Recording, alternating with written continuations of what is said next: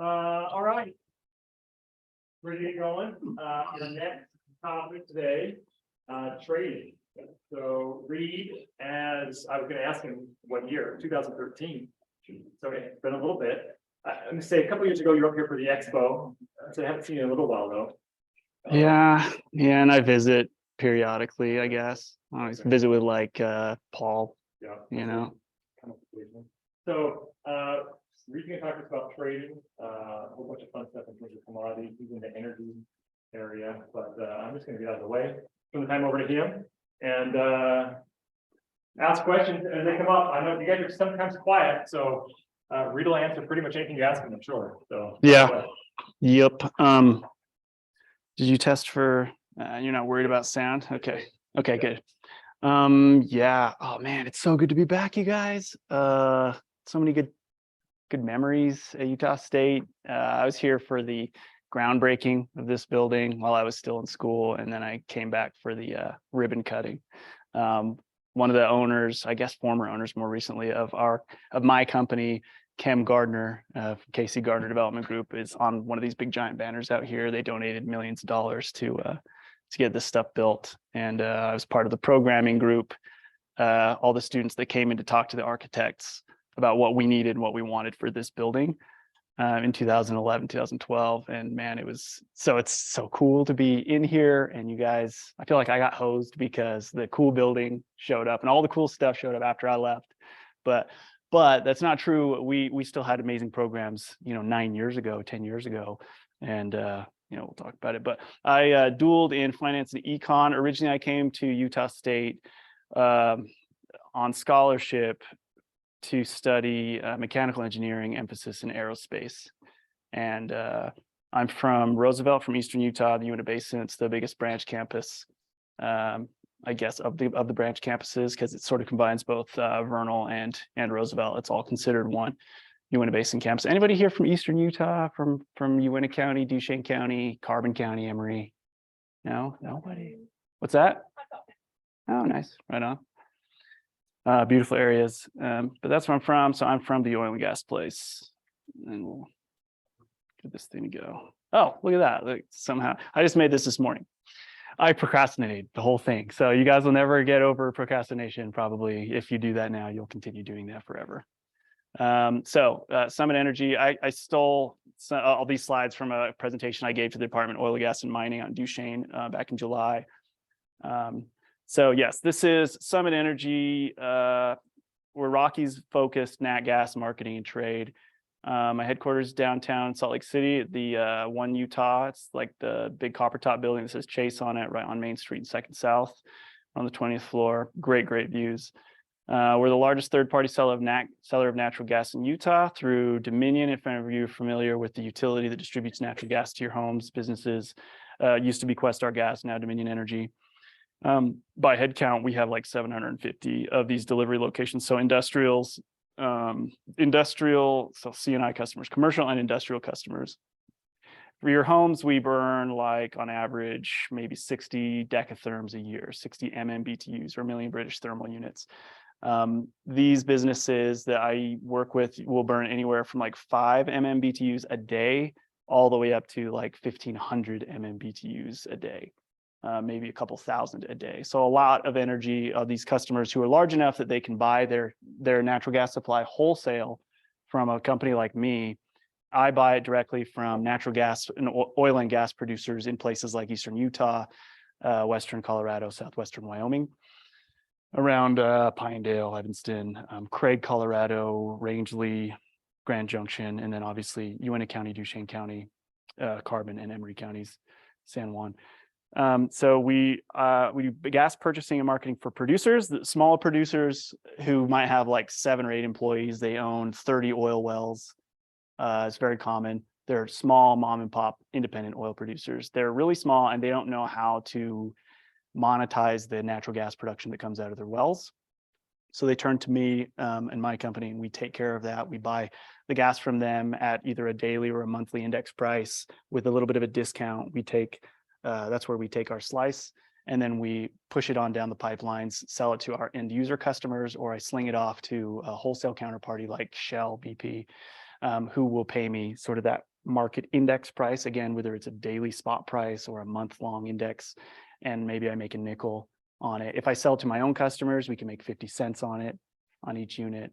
That's what I would consider a full margin deal, 50 cents. And for, I guess for reference, an MMBtu of natural gas trades today, I don't know, when you guys have your computers, you can look up CME, so that's Chicago Mercantile Exchange, CME NYMEX natural gas futures quote, and just click the quotes, and then you'll see a strip of futures prices. The very top one is considered the front month. That's prompt natural gas, and whatever that number is, if anybody wants to open that up, it's probably like 750 or I don't know. Today is getting hammered, so it's down like 50 cents when I was in the office this morning before I came up here. But that's then your natural gas futures price. That's the benchmark price at Henry Hub, Louisiana, the highest liquidity trade, physical natural gas trade point in probably the Western Hemisphere. If not maybe the world. Anybody get a quote, get a price quote? CME natural gas futures quote, and it'll say November. Yeah, we're in October, so November. It'll be the top one under the quotes tab. Yeah, so on say like a $7.50 commodity, I can make 50 cents. Right, that's not bad. The majority of our margins, though, like over the course of a year, we only make like 2% margin. So we'll do $300 million in business and make 2%. You know, so we'll make like $5-6 million net right at the end. There's only 10 of us in the company. It's pretty awesome that we do $500,000-600,000 net income per head. Right. I'm director of operations, so I'm in charge of the guys the people. I got Evie now, she's on my team, and we manage the logistics of moving gas through pipelines. Basically, that's like trade confirmation or execution would be in other desks or other types of financial trading roles. My trader, Chris, my cash trader, he makes trades, and then the schedulers, the gas schedulers, they confirm those deals and match up with our counterparty so that the gas physically flows through the pipelines to the appropriate places. So we're focused on small, medium sized. Anyone find that quote yet for futures price? Can't find it?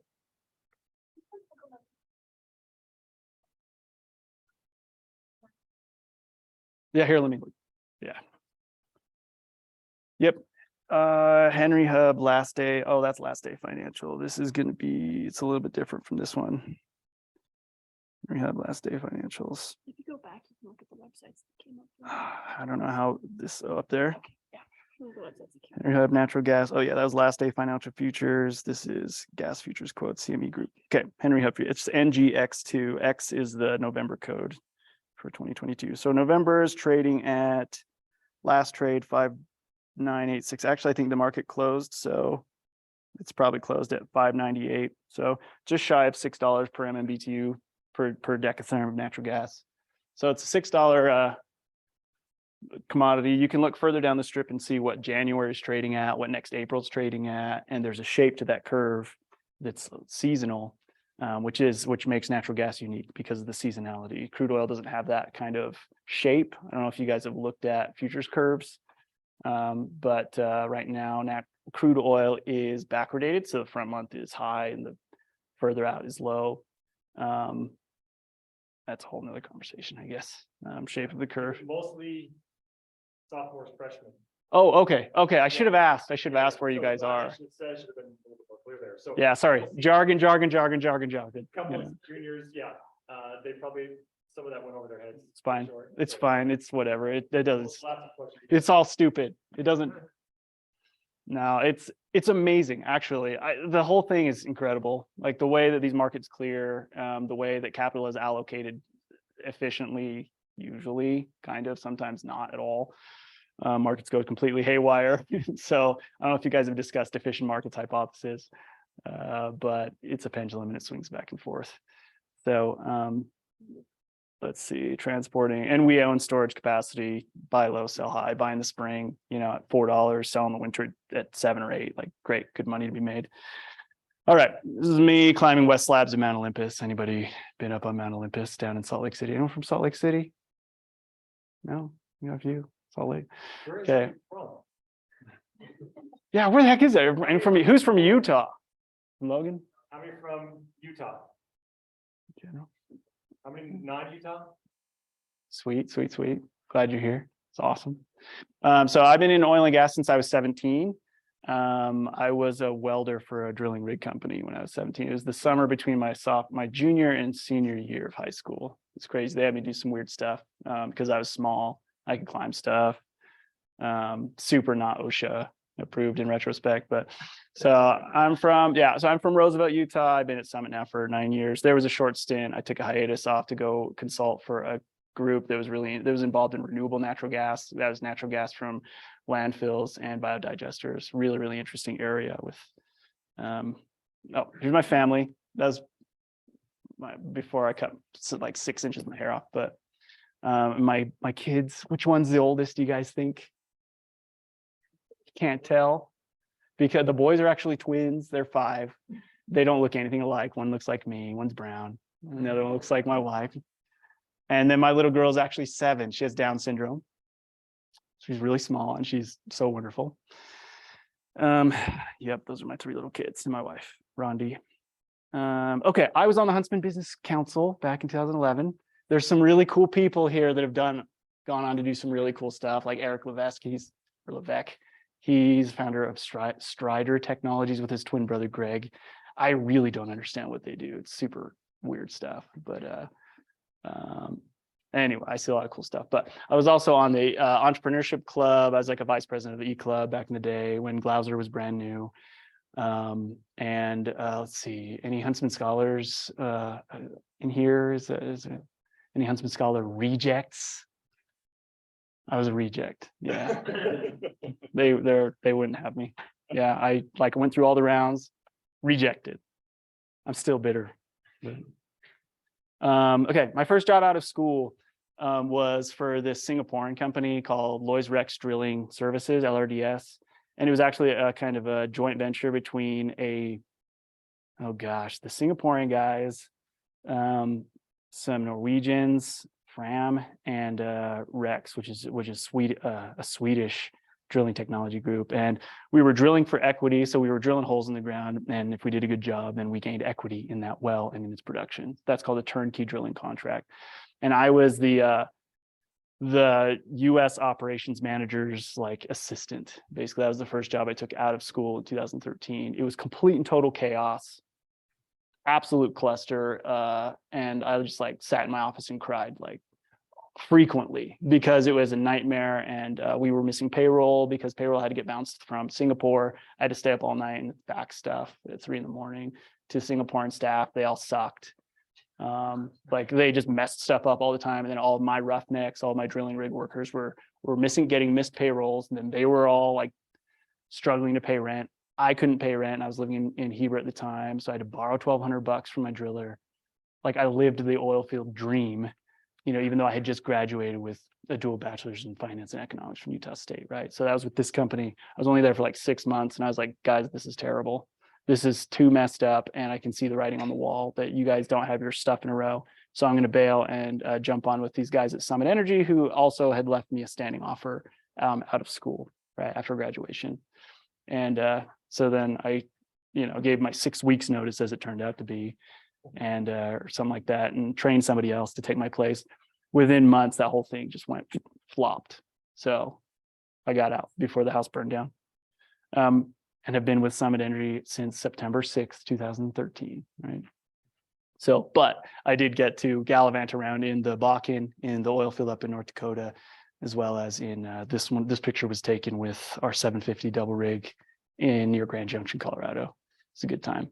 Some really weird stories with the roughnecks and leaving me out there to sleep on the couch in the driller's cabin, and they brought home a stripper, and she made pancakes for everyone the next morning, and this is weird, crazy stuff. But it's good stuff, guys. Good stuff. I found something more stable. So here is a good map of. I'm saying all the stuff, man. It's being recorded, but whatever. We didn't name any names. This is the Utah Department of Oil, Gas, and Mining. This is their interactive well map, and it's zoomed out. You can zoom in, and it gives you a lot more color. I'll show you in the next one. But these are all the oil and gas wells in the state of Utah. We're cutting off a whole bunch down in San Juan County, but you can see where they're most densely clustered. The piece down, what is this? Oh yeah, this right here. This is Carbon County, Carbon and Emory. It extends clear down in here to an area called Farron. And then you've got Duchesne County, Uintah County. Uintah County is actually the #1 gas producing county in the state of Utah, followed by Carbon County, actually, not Duchesne. Duchesne right here is the #1 producer of crude oil in the state of Utah.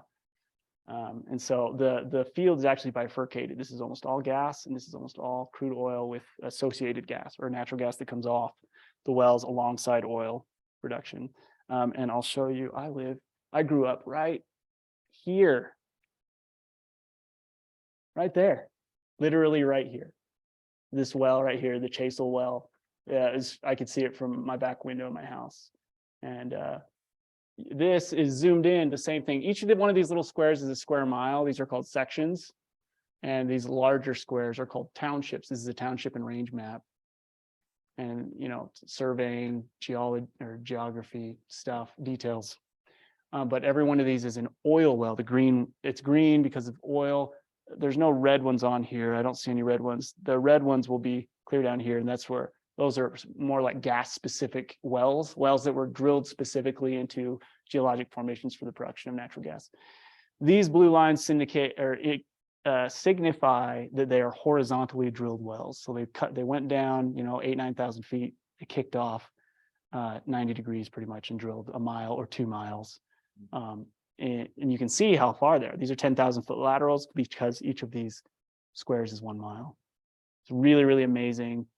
This is the high growth area. The state of Utah has historically produced around we've produced about 85,000 barrels a day out of this area, out of the Uintah Basin, I guess, the greater, area, 85,000-ish barrels a day, because that's the limit of how much oil can be refined. Of this specific type of oil, we produce waxy crudes, black wax and yellow wax. Oh, I didn't bring my samples. I have these 2 little jars of black and yellow wax. Well, whatever. But they set up at 120 degrees. So if they cool off to room temperature, they solidify. So they basically look like shoe polish, and that creates these logistical problems for moving it. It's not like West Texas crude that just flows, this liquid at room temperature and can easily be pushed down pipelines. We have very real logistical nightmarish issues with this type of crude. So moving on. So yeah, at any rate, this is part of the reason why I ended up in oil and gas, is because it just turned out that I knew a ton about it when I was in school. In my first semester here, I had econ, what's the first econ class?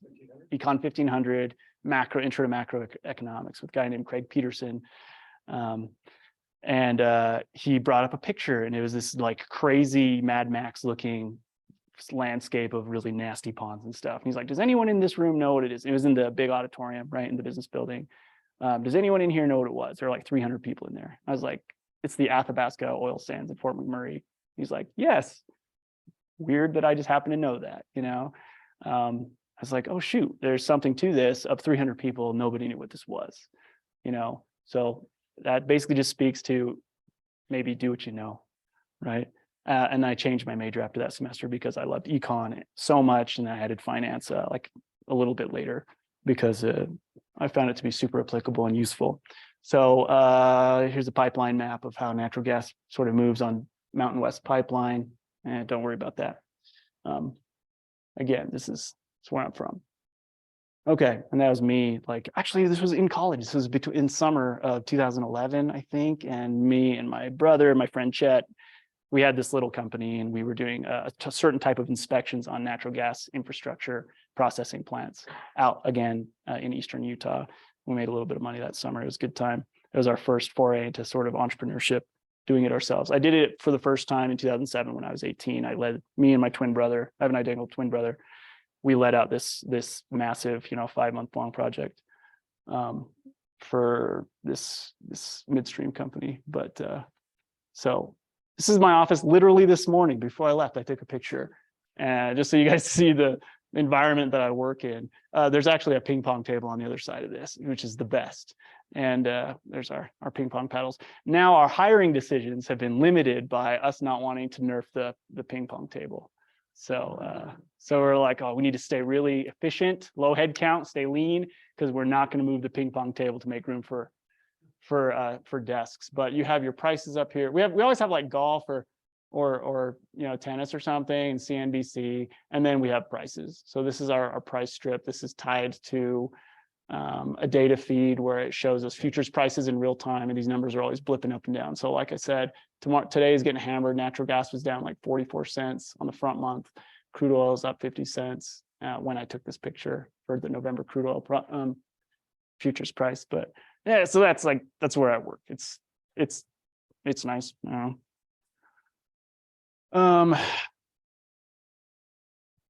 Gosh, time goes fast. What time is it right now? Oh, cutting it close. Yeah, gas comes out. Oil and gas come out of wells. They get separated. Oil goes into a tank. Water goes into a tank. Natural gas usually gets piped somewhere, gets processed. Some of the other constituents like toxics and inerts. So CO2, nitrogen, hydrogen sulfide, which is an acid gas that's corrosive and deadly, that gets knocked out. Not all wells have H2S. Other hydrocarbons like propane, butane, ethane, other NGLs, natural gas liquids, they get knocked out and captured in these processing plants, like I mentioned, in that picture of me up on a tower. That was a separation tower or a fractionation tower in Altamont, Utah. And then the clean gas, the 99.9%, like 99% methane gets compressed and then pushed into these big interstate pipelines and then just sent down to, say, Salt Lake City to the distribution system, Dominion Energy, Questar Gas, and then gets distributed to homes, businesses, our big industrials.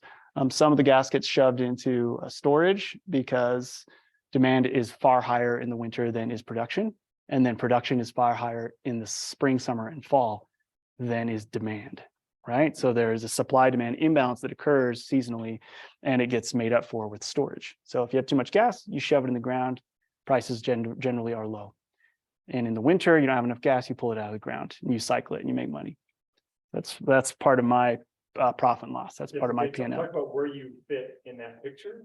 We fit. Which aspects you control? I fit like right here. All this actually like all of this. So I handle gas. I take custody and ownership usually like right here at the tailgate of the plant.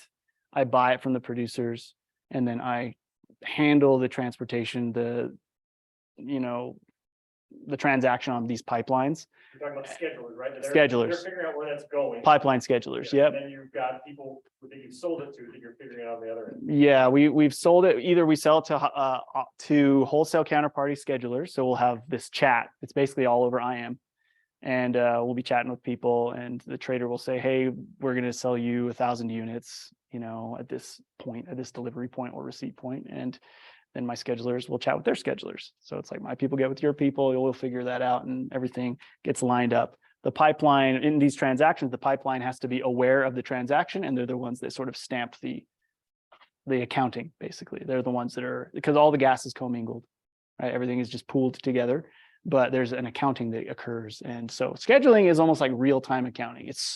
Can be super stressful, incredibly stressful. Real-time as in, if you mess up and you put in the wrong number, you fat finger it, you could lose tens of thousands of dollars if we're not able to make that transaction occur, and handshake on the pipe. You have 5 different chances to fix it before the day ends, so, but don't mess it up in January. That's when things get real bad. So that's what yeah. And the distribution company, and then all of my customers down here. So I have accounting, my accounting group, there's 3 or 4 of them. My ops group, there's 4 of us. And then my 2 marketers who basically just spend all their time trying to sell more natural gas to end users, to big end users. There's 2 of them. So there's 10 of us. We're a tight group. And it's all pretty interesting stuff. If you're more in the accounting type, you don't want that high stress. It's now real. And then handling the risk and the uncertainty of what's going to happen tomorrow. You don't know if your weird little gamble on the pipe is going to pay off. It's like maybe accounting's for you, I guess. Give an example of a weird little gamble. There are constraints in the pipelines. There are constraints sometimes in places like this. Sometimes in the middle of January, these pipes have a physical maximum amount that can actually flow through them and through the compressor stations that basically boost the pressure. Only so much can get through there. And sometimes we try and sneak them through. We try and sneak volumes through. And if you are using a transportation agreement, imagine these are like toll roads, right? And if you own firm capacity on that toll road, there's an X amount that you can flow on that toll road because it's your right. You own that right because you have firm transport. If you go out of your path, right, in your firm agreement, you have a receipt point and a delivery point. So maybe like Red Wash to Goshen Interconnect over here, which sends the gas to California. You have firm. If I don't have firm and I have some jank garbage contract from CO2 plant to, I don't know, White River Hub, and it flows in this opposite direction, and I don't want to flow that because I'll lose money because prices here are terrible and prices over here are great. I can try and sneak gas through by using my agreement that flows this direction and just say, hey, instead we're going to use our agreement to flow from here to here because I think maybe there's enough space. If there's not, and you get locked out because you're a second-class citizen on the pipe because you're flexing, you're using secondary firm, you can get locked out and then you may be forced to sell into a less liquid same-day market back over to where you have to send it and you can lose 80 cents, right? So if it's 10,000 decatherms, you just lost $8,000 on a single trade. The other thing too is if you do have firm and you mess it up as a scheduler, you fat finger a number so it doesn't handshake with your counterparty on the pipe and it cuts. So basically your gas doesn't flow. So they don't approve the transaction because you messed up on something. Same problem. You could lose thousands and thousands of dollars. Yeah. This is all phys. This is all physical.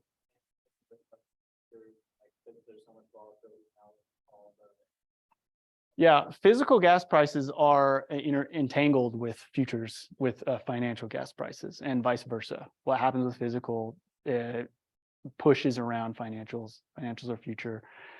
We do deal with futures in that sometimes you'll have a producer that makes like, I don't know, 5,000 MMBTUs a day of gas. So that's on a 30-day month, 150,000 a day, a month. So, but we don't know where that month price is going to end up locking in because we don't know where futures is going to roll off when that contract expires. So what a producer can do is they can take half of their chips off the table and say, I want to sell 75,000 decatherms forward. Say next April. I want to take next April. I facilitate those financial transactions and I give them a fixed price. Right. So we do play in the futures game. If I have a whole bunch of storage in ground, I have half a BCF, I have 500,000 units at $5 a piece. Actually, we're probably like 600, we're at like 650 or something on our WACOG on 780,000 decatherms. So do the math. We have a few $1 million worth of natural gas in inventory. Say I like what's going on. The market's had a run, like a crazy run. Some weird Russia news happened and all of a sudden, and this is real. This year has sucked. It has been so crazy because prices shoot up $3 and they fall $2. It's all over the map. But we liked prices in the winter when it was trading for $9. I can sell forward my storage and take a bunch of my chips off the table. And now I have a fixed price. We don't need to go through the dynamics of fixed prices and futures necessarily, but we do deal in futures. Nowhere near the degree of like a big giant house like Shell and BP, right? Because our numbers are just much lower, and we don't have to play in that game way too much. But yeah, the dynamics of the actual plays that we do are so complex that it would take a few hours just to explain like the preface. To where now then it starts to make sense about some of the weird gambles that we take on a daily basis or a seasonal basis. But they're really, really fun. And we get to give our strategies dumb names just so that we get to enjoy hearing the accounting team talk about the names of our stupid strategies, and so it's like, it's caught on. But so career-wise though, I have a company that does the same, almost the same thing in physical crude oil. We buy and sell barrels. Crude barrels. And so we deal with trucking a lot. But these are the types, these are like the titles basically that you'll see out there. If you're really interested, you'll see lease analyst is something that is maybe just another name for a crude oil scheduler. They're looking at the leases, basically the different oil wells for different producers, and seeing where they're located, what are the economics around their transportation, what kind of oil is coming out of those wells, and what's its value to different refiners. We have pipeline, truck, rail, and seaborne barrel schedulers. Crude oil trader is the next one up. Once you really know how stuff moves around, you understand the economics around moving those barrels and how you can make 50 cents or $1 or 10 cents. Then you start to get to where, yeah, you could reasonably start making deals and start trading, dealing with refinery buyers like Big West, Chevron, to Marathon, I guess not Tesoro anymore, Silver Eagle, Holly Frontier. Those are our 5 refiners here. Pipeline, you can move into pipeline, working for a big pipeline company, for a refiner as a crude oil buyer. Usually those are people who have spent a lot of time in that whole logistics and scheduling and understanding, again, the economics and the movement of crude oil efficiently and profitably. And then, of course, just getting into banking and then financial trade. So if you're with like Shell trading, that's a big deal if you get to go work for Shell trading or BP. I really wanted to work on Canary Wharf in London. I did I don't know what the international sort of career exploration trips are these days, but I did San Francisco, Seattle. That was really fun. I did London in 2013. I did Brazil, Peru, and Argentina with Paul Felsted and Liz Allred back in 2012. But Canary Wharf, that's where I really wanted to be. I'm really glad now in retrospect that I didn't end up there. I really like where I'm at. But you work for a big shop, working for like a Shell, BP, oh man, what's it, Volcor, Trafigura, Mercuria. That's it's like big time. I don't know. It's like working for the Goldmans, right, of oil and gas and commodity trading. Although Goldman has their own commodity, desk, big commodity desk. So FISNAT gas scheduler, that's where you start. And it's really intense. You're just drinking from a fire hose for just month after month after month. And then things start to make sense. Become a gas trader. I was the scheduler. I was a junior scheduler for like 9 months, and then the ops manager, my senior scheduler, quit. She moved to another company. So they made me ops manager after like 9 months. That was hard. And then my trader quit like 4 months later. So I then was also the trader. So it was not ideal. It was really hard, but it was awesome. I did not sleep very much, but it was amazing because I got to grow really fast by necessity in our company. What's the usual timeline? Usually you're scheduling for a few years before you jump in, and you're in charge of other schedulers, and then you're doing that.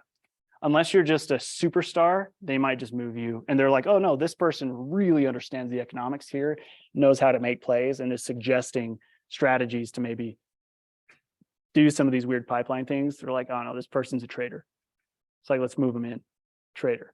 Let's put them on. You'll be in charge of schedulers. You may be doing some scheduling, but also on IM, on ICE, Intercontinental Exchange, and you'll be trading.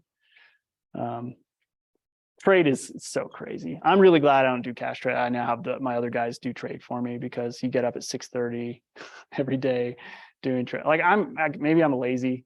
Like I am lazy. Maybe I'm very lazy, but I got tired of doing that. And after a few years, and then my stellar, amazing scheduler that I poached from Jimmy John's, after he had graduated with his degree in finance at the University of Utah and was not ambitiously looking for work. We were playing Settlers of Catan, right, in my basement or something. And my friend Skylar brings this other random kid, and I'm like watching him play, and he's killing it. He's doing really good. He knows expected values really well. And like expected values, right? And he's just doing it in real time. I was like, bro, you would be a killer scheduler. You would be amazing at what I'm doing. He's like, okay. So he interviewed. So we got him from Jimmy John's, right? But he's amazing. He's amazing. And he's my right-hand guy now. His name's Chris. He's freaking weirdo. He's like a nationally ranked Yu-Gi-Oh card player. Yeah.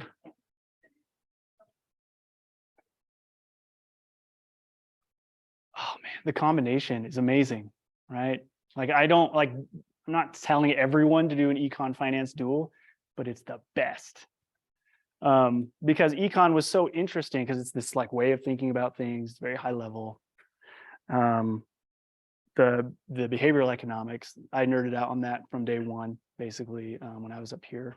And I've listened to the Freakonomics podcast for 12 years now, as well as NPR's Planet Money podcast. Those are like, I just started binging those all the time in school as they were coming out, and I still listen to them now. And like those gave a lot of color to everything. So economics is you just get to see how all the pieces fall together. Of course, there's like the argument between the theoretical economics and what's practical, and depending on who you ask from which department, and whether or not all the theoretical stuff has any value, yada, yada, yada. But it's really interesting still. I enjoyed it. What was it? Microeconomics, advanced microeconomics with the Kiwi. What was his name? John Gilbert. Loved those classes. And game theory, right? Industrial organization and game theory. Such an amazing class. I enjoyed it so much. I understood that a lot of the theory is questionable, maybe, but watching it play out in real time now over 9 years has been amazing. Yeah, so I should thank him. So deal originator, making deals with oil companies. I do this a lot. I do a lot of this, making new deals with new oil and gas producers to take on their gas production. I've got one that's coming on out near Meeker, Colorado on November 1. So we're still fumbling through the agreements, but I'm really excited about that. And I went and visited their gas field last month, just a few weeks ago, and it was super fun to be out there with them at their processing plant, see their wells, rub shoulders with them, and sit in their little shop. So project development, gas gathering, processing. You can work for a big company that owns all this giant infrastructure, big pipelines. You could be FERC regulated pipeline. You could be intrastate gathering and processing company like Kinder Morgan has both. Gathering, processing, as well as FERC regulated. That's Federal Energy Regulatory Commission regulated pipelines.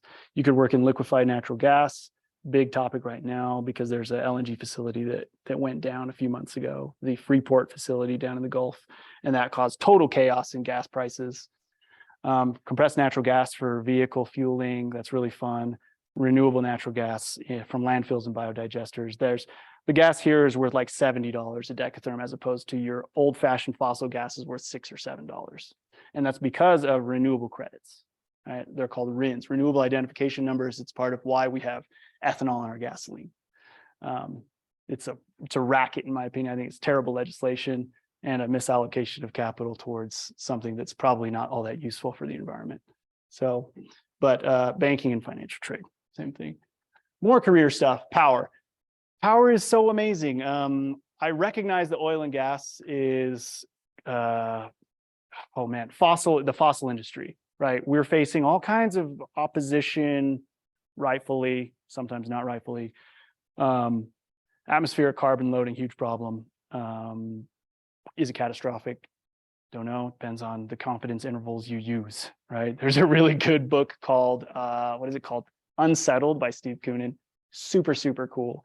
Raises a lot of questions about whether or not it makes sense for us to just run around with our hair on fire about catastrophic climate change. But anyway, power still, all of this, solar and wind, banking, credit analysis is really, really interesting stuff. There's some firms here in Utah that are, I tend to be hiring, right out of school for solar and wind finance.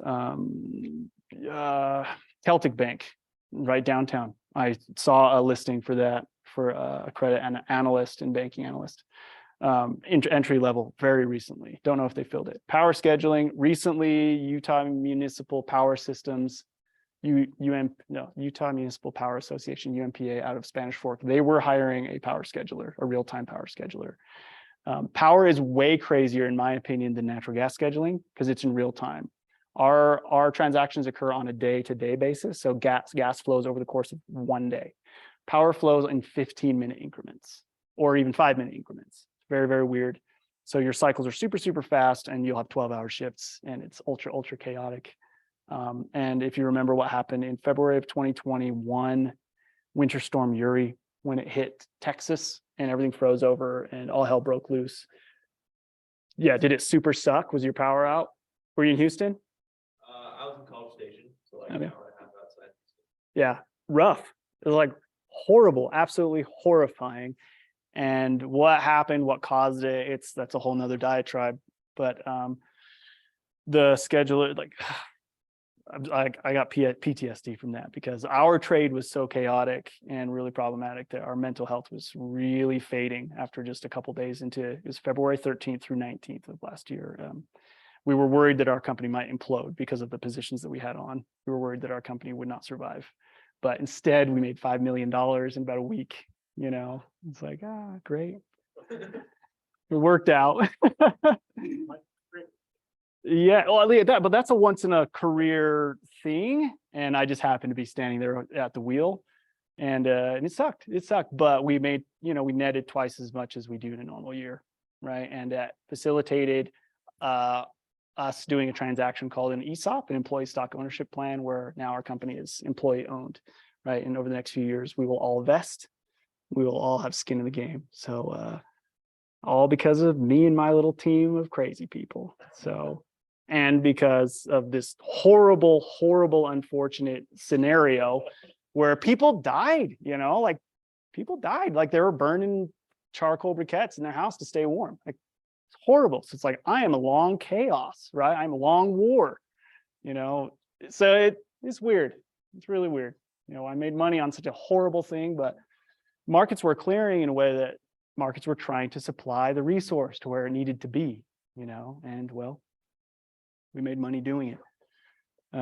But other cool things though, but power scheduling, if I could restart and I was going to get back into energy, like I would start as a power scheduler. It's so interesting and the future is massive because electricity consumption only grows, only grows. And yeah, power trader, you step up to be a power trader. Really weird stuff, but amazing stuff. You could look this up, Google it, see what you can find on YouTube. It's such a behind the scenes thing that it's kind of hard to find a whole lot of detail on what these guys do. However, here in the state of Utah, there are a ton of power schedulers. Well, not a ton. Okay. There may be like 15 or 12 in the state of Utah. How many gas schedulers are there? 30, 40? There's not that many. Right. So it's a thin market for labor here. If you go to a place like Texas, it's huge. It's absolutely massive. Houston, Oklahoma, Rocky Mountain Power, Pacific Core, their power schedulers are mostly up in Portland, I believe. That's where the headquarters are. That would be a cool place to live, I think, and be a power scheduler. But there are still power schedulers here in Spanish Fork, as well as downtown on North Temple. At the hardware building, that's where UAMPS is, Utah Association of Municipal Power Systems. Grid planning and analysis, again, with a big giant utility like Pacific Core, all require people with finance econ background, not necessarily just a bunch of engineers or EEs, electrical engineers. Energy storage is the holy grail of all energy right now.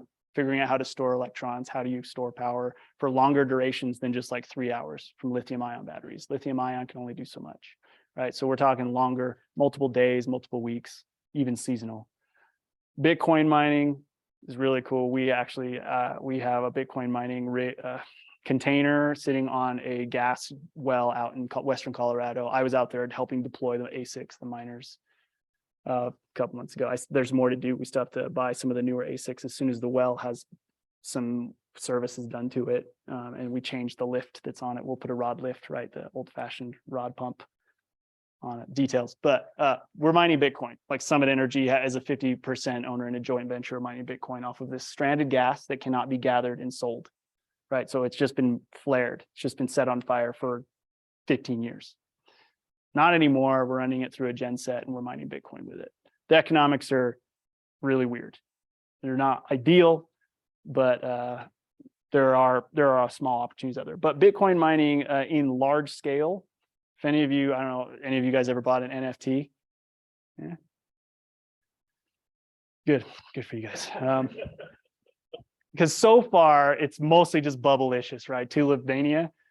However, the underlying technology is amazing, and there's so many cool future use cases. I think Bitcoin specifically is kind of its own thing, and I don't know what if you guys talk about that in your investments class nowadays, but it's such a fun conversation. Cryptocurrency and Really, that's so cool.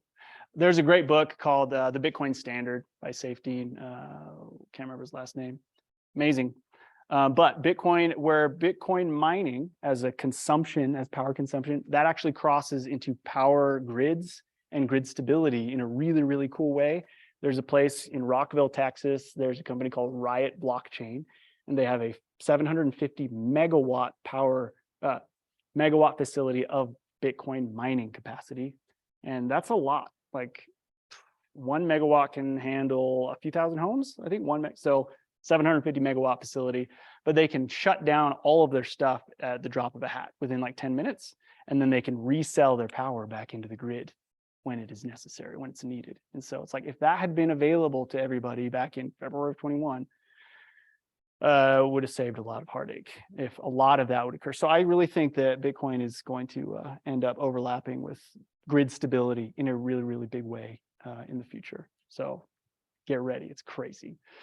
Geothermal energy, a lot of really cool stuff happening here technology-wise here in the state of Utah. There's a place called Forbes, the Frontier Observatory for Research in Geothermal Energy down near Milford. EGI, the Energy and Geosciences Institute at the University of Utah, is sort of behind that whole facility, and there's some very, very cool stuff. I'm really bullish on geothermal. I didn't mention nuclear on here. My hope for the future is that we go nuclear in a really, really big way. I think that's like the only great and amazing low carbon or zero carbon way of doing things, because again, power consumption is just only going to go up and to the right. So, and then power project development, UAMPS, developing new power generation facilities. I'm involved in a few concepts of that too, but do I have more? Oh yes, other commodities to be traded. Grains, obviously the ags, the softs, I don't know, orange juice, coffee. Coffee is actually the second largest by value traded commodity in the world after oil. But ethanol, again, because of some of the interesting legislation around the renewable fuel standard, that's a really big area. Ammonia and fertilizer is going to get bigger and bigger, especially blue ammonia, blue fertilizer, which means carbon capture is involved in the process of producing ammonia. Blue hydrogen, so producing hydrogen through what's called steam methane reformation, but then capturing all of the CO2 that comes off of that process and injecting it into the ground.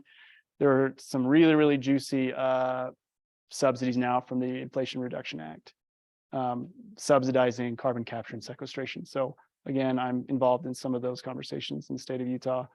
Minerals, metals. So when you're looking at transition metals, so more EVs, more batteries, more motors, more windmills, more photovoltaics, all that stuff. This is money stuff. Rare earth metals, really weird niche, smallish volume commodities, but extremely valuable on a per kilogram basis. Whatever. Skills, broad understanding of the whole industry. But it's funny because like these are the same skill set for so many things. This isn't just trade, right? Or just energy, but broad understanding of how all the little pieces fit together in your industry. Be really, really, really good with people. It super helps. Understand your commodity cycles and your fundamentals. So like I've lived through 5 booms and busts, like maybe in my life, and seen my hometown like implode a few times and hundreds of people get laid off in a town of a few thousand. Like it's devastating. I'm real sick of it, but it continues to happen. So you need to know your commodity cycles and your fundamentals, your regulatory and policy environment. This is death by PowerPoint, sorry guys. But stay on top of new technologies. You need to be able to manage risk. You need to be like cool as a cucumber when things are crazy. And maybe you haven't been in too many situations there where you're like, oh man, I like everything gets clearer to me when the whole place is burning down. Fortunately, that's how I am. And it gets really interesting and really exciting. It's part of why I climb mountains in the winter. You know, there's a lot of risk management and psychology that go into wintertime mountaineering, which is very, very applicable in real-time risk management in trade. But operate under massive uncertainty and incredible stress. Recognize your own biases. avoid behavioral and psychological pitfalls. It's like to know the biases. Read that little book of behavioral psychology, it's actually a book. It's very, very cool. The little book of behavioral psychology. Lots of stuff to learn about behavioral economics and what our human biases are. Human beings are not wired well for certain types of thinking and for managing risk. So maybe you are a special person and you are wired well for that. What I wish I had in college, commodities course or club, that would have been really, really cool. We couldn't go very deep into it. We did have investment practicum, which it's still a thing. I was in charge of the commodities group. There were 3 or 4 of us in my investment practicum, and we would research companies that were involved in commodities. That's kind of all we had. And it was just, but here's some real books. The Trader's First Book on Commodities. If you want to get into trading, trade minis and stuff on your own account, maybe be really careful. Carly Barner, she's super cool. You can find her on Twitter and chat with her. She's from Monticello, Utah. Super random, but her firm is out of Vegas. If you're ever there, you can call her up and be like, I'm a student. Can we visit? And she'll probably take you to dinner or something like that, or at least visit the commodities and commodity derivatives. This is an actual textbook, and Helya Gaman is a lecturer at, I don't know, London School of Business, I think, or London School of Economics. But that was actually recommended to me back forever ago by Tyler Bruff. I don't remember buying it, to be honest, because by now I was like, yeah, I already know a lot of this stuff. So that's probably the wrong attitude. And then spend a ton of time on YouTube. Right?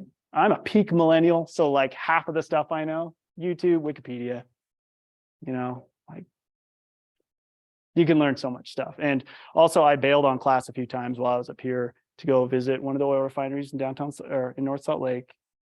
Took a whole day off to drive out to Rifle, Colorado to spend a few hours on a drilling rig with a directional driller. Right? Like don't let school get in the way of your education on occasion, right? Like don't be afraid to bail to go learn some stuff. And if you tell your professors ahead of time, then they'll probably be like, oh, that's really cool. We'll work with you on whatever, and I'll give you the notes. But it's really cool. So you need to go out there, really lean into that EDU email because it opens doors and people are like, oh, great, it's a student. Let's show them what we do. People are really proud of what they do and they want to just like tell you everything, as is evidenced here. I want to tell you all the things. There's just so many things. We call it pulling the student card. Pull the student card, man, all day. My door's open. Come in, have lunch with my people, and play ping pong, and we'll tell you about how prices work, and I'll show you a bunch of maps. Favorite part about my job? I don't know. I love how are we on time? We got like 5-10 minutes. Gosh dang it. Favorite part about my job, I get to interact with really cool people in industry. And also I know for a fact that what I am doing is going to have a really serious impact on my home community. Because again, I'm from Eastern Utah and I'm working on a project now that will have a massive impact. If I'm successful, then it will facilitate the doubling of oil production out of that area from where it's at now is more like 115,000 barrels a day up to closer to 200,000. Right now they're dealing with infrastructure constraints. And so some of the oil producers have asked me to try and come up with a concept to potentially merge multiple lots and lots of gathering and pipeline infrastructure between the multiple companies into a single larger midstream company. So that's flattering. They're like, Reed, come up with some ideas. If I do that, then yes, we'll be able to continue growing oil production out of the basin and secure a future for my hometown. So that's my favorite part is, for one, everything I do directly affects the bottom line of my company. That's part of the beauty of working for a really small company. You start in, and if you mess up, we lose money. It's like, if you're in a giant company, you mess up, like someone gets mad at you. I don't know, someone's job is a little harder, but maybe you don't affect the bottom line in a big way. From day one of me scheduling, I was affecting the bottom line. Back in 2015 is actually when they threw me into pipeline scheduling. So I've only been doing this gas stuff for 7 years now.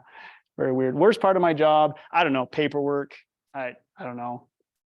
I do contract stuff and that just sucks. It's a grind, but you have to do it. That's how deals are done. They're done on paper with signatures, but I like it. I don't know. I love everything. It's awesome. It's so cool. It's so interesting. What industry? Yeah. What industry do you already know? Do you happen to know? I happen to know oil and gas in a really, really big way when I was really young. So I had a comparative advantage. What are you doing now? Yeah. What are you guys doing now? to explore maybe the industry that you really like. Great thing about finance, every industry has finance people. So you're going to need you. They need smart people. Insider info, regulatory environment is crazy. Yes. Who do we hire? I like hiring new people right out of school. You just have to show me you're ultra fast, self-starting, curious, super nerds. My Yu-Gi-Oh card playing, right? Scheduler and trader. He's a freaking nerd. Last advice, work to live, guys. Don't live to work, man. It's like I have a family, I like hanging out with them. I like rock climbing and I like playing in my 90s and 2000s pop punk cover band. And I play the bass and do a ton of vocals. Lots of 90s alt, you know. Let's see. Or some Pearl Jam, right? And we're like, well, we've got like 80 songs we cover. Serve a greater purpose, like choose your purpose, choose your meaning. 3 things that are really, really important, right? It's drive. It's 2.0, right? It's autonomy, mastery, sense of purpose. Those are really, really important things. Daniel Pink. But serve a greater purpose. Like, honestly, I'm an oil and gas guy. I'm an energy guy. The brand and the company that I admire most is actually Patagonia. Patagonia is awesome. It's so awesome. Yvon Chouinard, amazing, super cool. Recently, they like legit gave the company away. Super cool. And like I'm a mountaineer. Like I care a lot. I care a lot about the environment and stuff. Honestly, if we want to improve the fossil industry, it kind of has to come from within, and that's where I see myself, is trying to improve the fossil industry, working towards like the decarbonization, the transition, all this stuff. We need good people in fossil who are like all about it and being a part of it, as opposed to just fighting and being jerks, you know. So yeah, all my stuff. My Twitter is whatever. It's just a bunch of jokes and stupid stuff. Insta, again, it's just my private Insta. I'm on LinkedIn. That's my cell phone. Email me. You guys can visit. This is my Head and Shoulders model freaking picture, you know. And questions? We have 16 minutes. Oh. 1 minute. We didn't have one switch bill anyway. I know he was talking some jargon, things you maybe went over your head. We can talk about this later as well. But any other final questions for Reed? Anything else come up? And I can stick around for like 2 hours. I don't care. I've got nothing going on. Anything else? Okay, let's give Reed a hand. For you. Get that kind of applause when you're with your cover band. Come on. Right? That's way better than the applause we get with our cover band. Okay, so he'll stick around and chat. His info's here. You can reach out, talk to him, ask questions. Day in life of a trader. Never the same, right? Always yeah. It's fun stuff. So do your write-ups, right?